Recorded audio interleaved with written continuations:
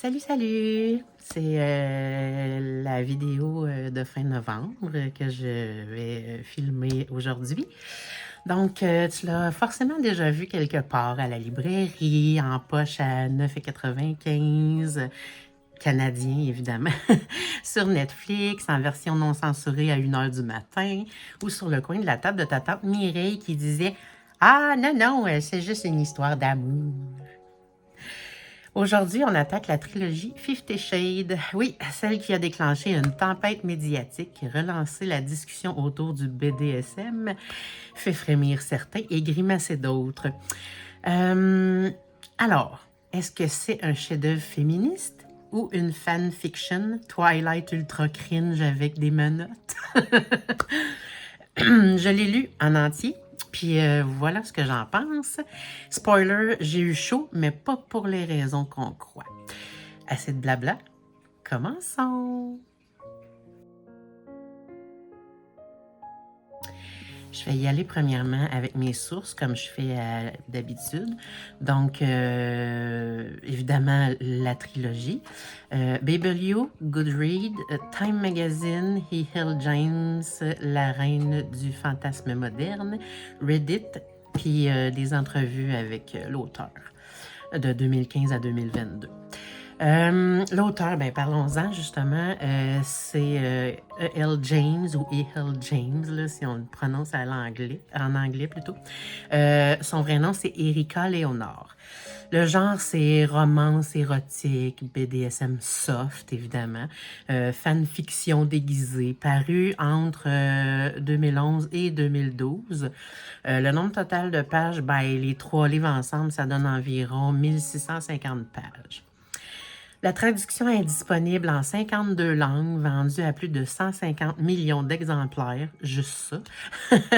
L'adaptation, cinéma, les 3 films sont sortis entre 2015 et 2018. Donc, maintenant, parlons vraiment là, de E.L. James. E.L. James, en tout cas, je ne sais pas, je vais dire E.L. James. Une petite bio pas si sage. Erika Léonard, alias E.L. James, je me répète vraiment, bon. J'avais dit que je voulais moins me répéter. Est née en 1963 à Londres, ancienne cadre dans une télé britannique, fan inconditionnelle de Twilight. Elle se lance dans la fanfiction en ligne, sous le pseudonyme Snow Queen Ice Dragon. Okay. Elle écrit une histoire intitulée Master of the Universe qui deviendra 50 Shades of Grey. Elle auto-publie en 2011. En moins d'1 an, le buzz explose. Là. Bouche à oreille, lecteur curieux, médias en feu. En 2012, elle est nommée dans le Times 100. Dans le Times 100. J'ai vraiment écrit Times 100. Des personnes les plus influentes. Elle continue ensuite avec des versions du point de vue de Christian Grey, Darker, Freed, puis même un thriller contemporain de Mister. Mais rien n'égale le run-marée de 50 Shades. Là. Les autres sont passés quasiment inaperçus. Là. Puis je les ai pas lus encore, probablement pour cette raison-là. Donc voilà pour le livre et l'auteur.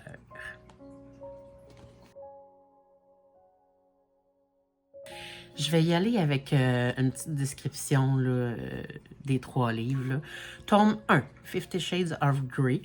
Anastasia Steele, 21 ans, étudiante timide, remplace sa coloc pour interviewer Christian Grey, 27 ans, milliardaire mystérieux. Il est froid, dominateur et intéressé. Il lui propose une relation contractuelle basée sur la soumission, mais Anna n'est pas prête à tout accepter. Deuxième tome, 50 Shades Darker. Christian veut Anna dans sa vie, mais sans contrat. Des éléments de son passé refont surface. Les deux doivent apprendre à construire une relation plus équilibrée. Le suspense monte et les émotions aussi.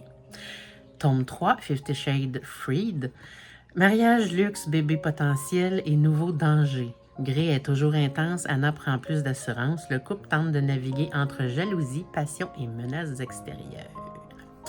On va être honnête, là, je suis un petit peu partagée. Je vais y aller avec des plus et des moins, vu que c'est quand même une trilogie. Là, je voulais pas extrapoler trop sur les livres. Là. Donc, les plus, ben, c'est addictif, évidemment, même si tu roules des yeux quand tu tournes les pages. Il y a des vraies tentatives d'aborder le consentement, les limites et les traumas. Ça, c'est très bien. C'est le roman qui a ouvert la porte au grand public pour parler de sexualité, de plaisir féminin, de domination et soumission. Ben, slash soumission, là. Les moins maintenant. L'écriture. Les métaphores sont douteuses, il y a de la répétition, les dialogues dignes d'un mauvais soap. Christian Grey, red flag sur red flag, là, il traque, achète, contrôle. Oui, il est sexy, là, mais aussi ultra toxique. Anna, elle est trop passive 70% du temps. Là. Elle respire à travers lui carrément. Mais soyons justes, c'est de la romance érotique fantasy. On n'est pas dans Zola, hein, que j'ai déjà fait une critique. C'est un fantasme, pas un guide de vie. J'ai 3 petits extraits là, qui résument bien. Je veux t'emmener dans mon monde, Anastasia. T'sais. Tu es à moi, tout à moi. C'est possessif ou poétique? Ça dépend de ton ex. Qu'est-ce que je fais là? Oh, excusez-moi, j'ai fait brasser ma caméra. Qu'est-ce que je fais là? Pourquoi est-ce que je ressens tout ça? Mais tu sais, ça, elle dit vraiment souvent. Là, on a l'impression qu'à toutes les 30 pages, là, elle se pose des questions de ce genre-là. Donc voilà pour la critique.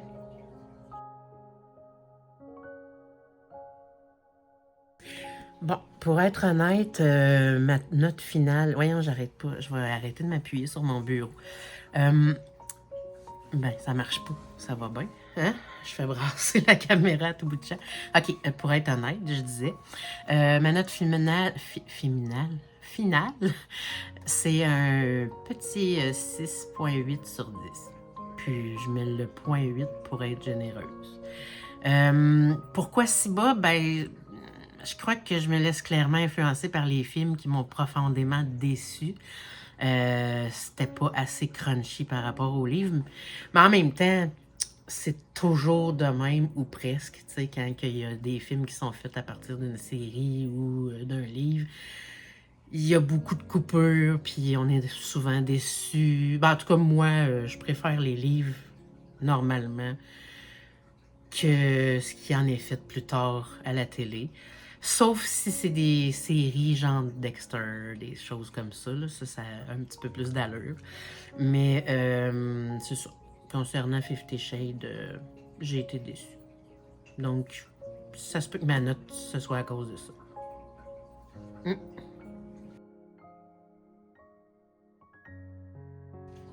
Allons-y maintenant avec le résumé qu'il y a en arrière des 3 livres.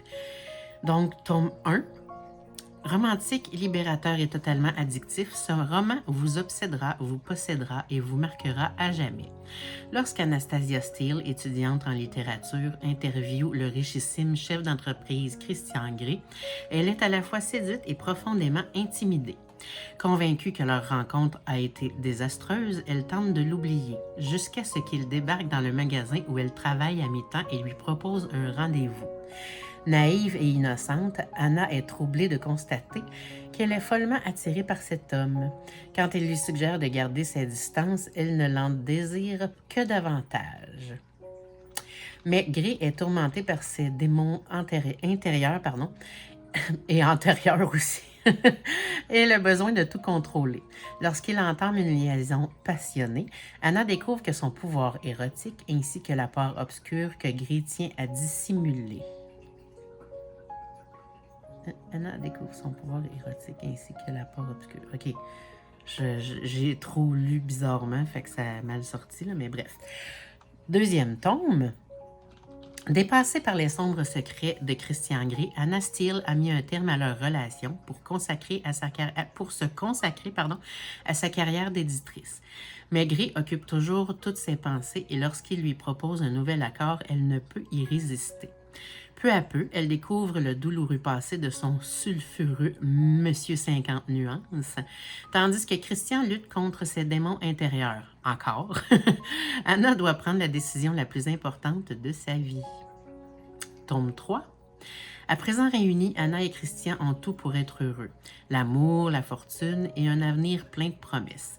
Anna apprend à vivre dans le monde fastueux de son Monsieur 50 nuances sans perdre son intégrité ni son indépendance, tandis que Gris s'efforce de se défaire de son obsession du contrôle et d'oublier son terrible passé.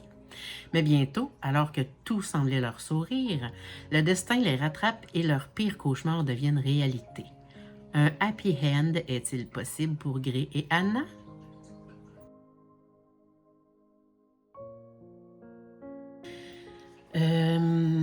Côté commentaires, j'ai trouvé quand même plusieurs commentaires, là. Donc je vais séparer en deux parties. Côté critique, j'ai trouvé c'est Twilight, mais avec des fessées et des hélicos. Quelqu'un sur Goodreads a écrit ça. Il faudrait envoyer Christian Grey en thérapie avant qu'il n'achète un autre GPS pour traquer quelqu'un sur Reddit. Anna passe plus de temps à se mordre la lèvre qu'à penser par elle-même, ce qui est très vrai. Côté fan, là, j'ai pas les sources, j'avais pas la source de la dernière, puis j'ai pas les sources pour le côté fan, mais j'en ai trouvé 3. J'ai redécouvert ma sexualité grâce à ces livres. Tu devais pas avoir une grosse sexualité, on s'entend. Désolée. Oui, c'est cliché, mais j'ai dévoré ça comme du chocolat. Ça, je l'aime, cette phrase-là, parce que qui aime pas le chocolat? Ben, je connais des gens qui aiment pas le chocolat, mais moi, j'aime ça. Le premier roman qui parlait de plaisir féminin à voix haute à ma génération. Bon, probablement qu'elle est beaucoup plus jeune que moi, parce que moi, j'en ai lu d'autres avant. Ça trahit mon âge, hein? J'ai beaucoup de cheveux gris, mais j'ai juste 46 ans. On se calme.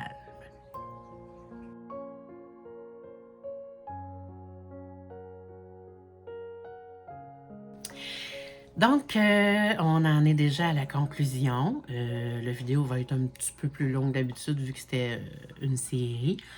Alors voilà, 50 Shades, c'est un peu comme un dessert très sucré. Tu sais que c'est pas bon pour la santé mentale, mais tu finis quand même la boîte. Ben, le dessert, c'est pas pour la santé mentale que c'est pas bon, là. C'est pour l'embonpoint, hein? J'en sais quelque chose. Est-ce que c'est bien écrit? Non. Est-ce que c'est excitant? Par moment. On va pas se cacher, là. Est-ce que ça a changé la discussion autour de la sexualité féminine dans la culture pop? Clairement, oui. Pas pour moi, là, mais clairement que pour beaucoup de monde, ça l'a changé.